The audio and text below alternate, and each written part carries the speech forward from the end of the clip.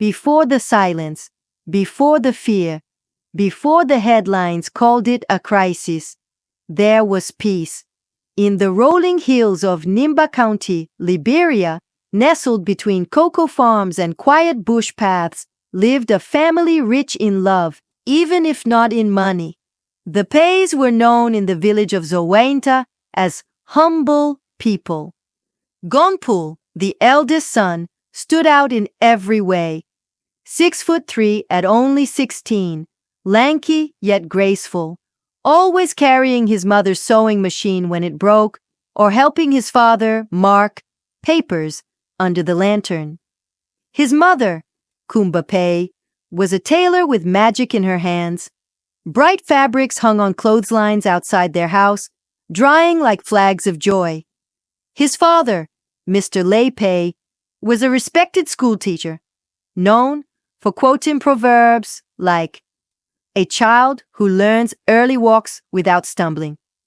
And Gonpul, he was the kind of boy who listened more than he spoke, who stayed after class to help clean the board, who held books like they were sacred. He wanted to become a doctor, not just for the village, but for the entire country. "Ma," he'd say while shelling ground nuts, "when I become a doctor, I'll build a clinic right here. No one will have to die from simple sickness again." His mother would smile, kiss his forehead, and say, "Amen, my son. You will make us proud." But peace has a way of slipping away quietly. In the middle of 2014, something dark and unseen crept into the land. Ebola, a name whispered in fear. People started falling sick, not from malaria, not from typhoid, but from something faster, crueler, something that killed in days. In Zowainta, rumors spread like wildfire. Buckets with chlorine appeared outside homes. Schools shut down. Markets thinned out. Gonpul, still at boarding school in Ganta, received a letter from home. "We're fine," it said. "Stay in school. Study hard." But a week later, there were no more letters. No one came to pick him up when the campus closed. No one answered the borrowed phone he used to call home. He walked to the village with a friend, bags on their heads and hope in their hearts. What he found was silence. Their house locked, yard overgrown, neighbors weeping, his mother, his father, his sisters, his baby brother, all gone. A woman whispered to him, "Your ma died holding your report card. She kept saying you would save us." With nowhere to go, Gonpul sat by the roadside near their old family house. 2 days, no food, no words. And then came Auntie Massa, a widow herself, a neighbor from just 2 compounds away. She wore faded slippers and a lapa tied high under her chest. "Hey, Gonpul, get up, child. You no go die here." She took him in, not because she had enough, but because she had heart. He slept on a mat beside her only son. She cooked cassava leaf and split the meat in 2. At night, she whispered prayers. During the day, she sold more charcoal to pay his school fees. When the school reopened months later, she pressed $25 Liberian into his hand and said, "Go. Don't let your family die for nothing." Gonpul returned to school not as a boy, but as someone reborn by fire. He studied like a soldier trains for battle. He skipped lunch to afford notebooks. He walked 2 miles to school and back, rain or shine. Teachers noticed, so did the principal. "That boy," one teacher whispered, "he carries sorrow on his back, but he walks like a king." When national exams came, Gonpul not only passed, he topped the district. Photos were taken. A medal was pinned to his shirt. And weeks later, a letter arrived. Dear Mr. Gonpul Paye, you have been awarded a full scholarship to pursue pre-medical studies in Canada. In January 2017, Gonpul boarded his first airplane. Wrapped in a second-hand coat, clutching a Bible from Auntie Massa, he looked out the window as Liberia faded beneath him. Snow met him in Canada. Cold, harsh, strange. But he adjusted quickly. He made friends. He studied hard. Every day, he wrote in a notebook, I will build a hospital in Nimba. Then one afternoon, walking past the university gym, a tall man in a tracksuit stopped him. You ever play basketball? Gonpul blinked. No, sir. The coach laughed. With that height? Come try out. He didn't know the rules. He didn't know how to shoot. He wore borrowed sneakers. But what he had was heart. He trained. He listened. He failed and tried again. By year 2, he made the team. By year 3, he led in rebounds. But even success has its shadows. As Gonpul rose on the court, whispers followed him off it. He heard things in the locker room. Why's the African guy starting again? Bet he just got lucky. He probably only got in because of a charity case. He noticed the side glances, the lack of high fives, the jokes not shared with him, the time someone drew a monkey on the chalkboard near his locker. He could have snapped. He could have walked away. But Gonpul remembered where he came from. He remembered the faces that died believing in him. He remembered Auntie Massa's words. They don't know your story. You walk with giants, my son. So, he didn't fight small minds. He focused on the bigger picture. He trained harder. He played smarter.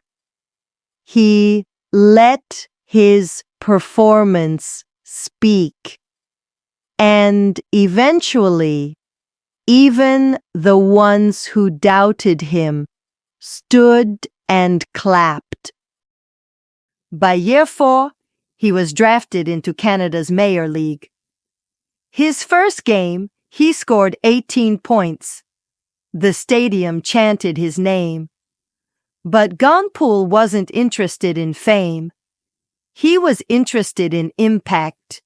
With his first paycheck, he wired money to Auntie Massa. With his second, he bought land in Liberia. By the third, he funded school fees for 10 orphans. Every match, he wore a green wristband that read, Survivor. Journalists asked him why he played. I play for the dead, he said. I play for the forgotten. I play for those who never had the chance. He returned to Nimba years later to open a youth sports center and mobile health clinic. The villagers welcomed him with tears. You kept your promise, they said. Your parents would be proud. They say behind every strong man, there is someone who prayed when no one else believed. For Gonpul Paye, that someone was Auntie Massa.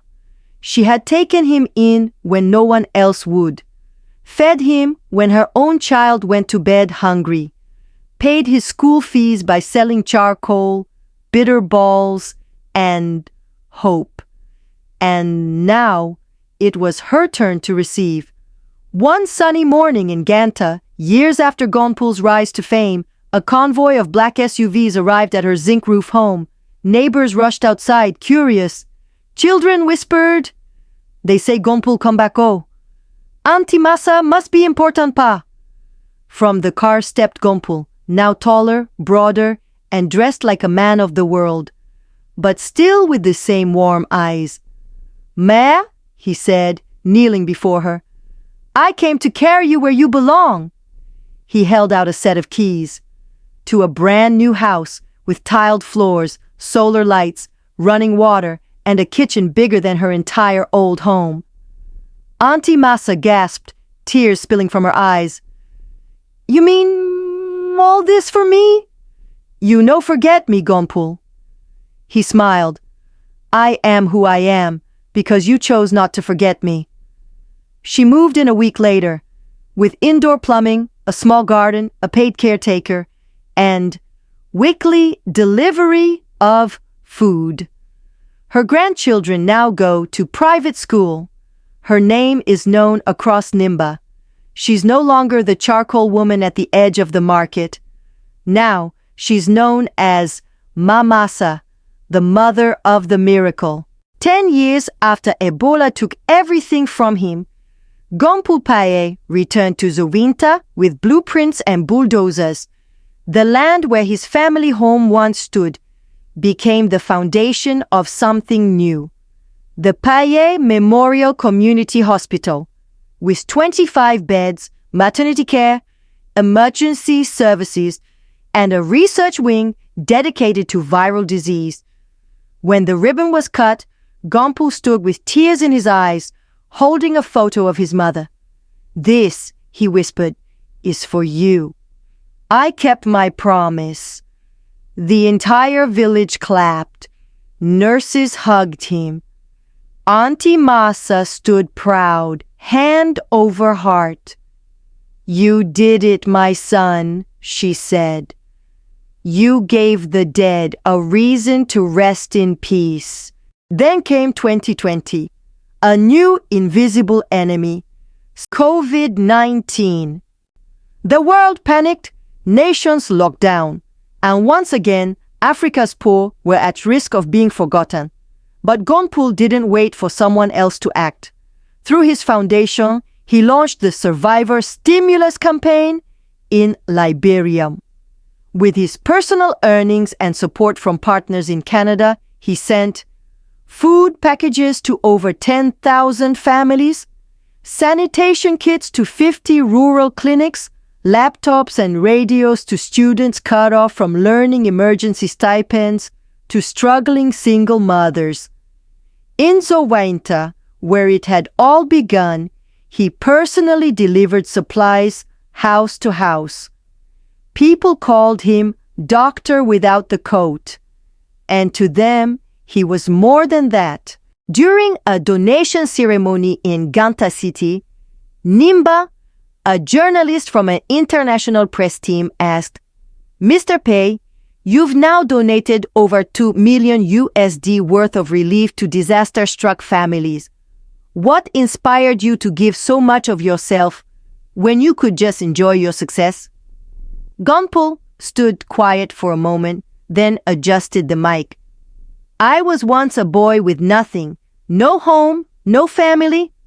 I was supposed to die nameless, like so many others. But one woman, a poor widow with a coal pot and one mat, took me in, fed me, loved me, prayed for me. Her name is Auntie Masa. She didn't ask for anything in return. That kind of love doesn't let you live for yourself. It teaches you that every gift is meant to be shared." The press room was silent. Then came a long, standing ovation. Gonpul Paye was once a boy who had nothing left. But from the ashes of sorrow, he rose with purpose. He turned pain into fuel, grief into greatness, loss into legacy. He did not become a doctor with a stethoscope, but he became a healer. With every bounce of the ball, with every child he uplifted, with every heart he gave hope. This is not just the story of a boy. This is the story of a miracle born from a nightmare. How can you be someone's Auntie Masa today? In what small way can you show selfless love? Drop your thoughts in the comments. Like, share, and subscribe to keep real African stories alive and changing lives.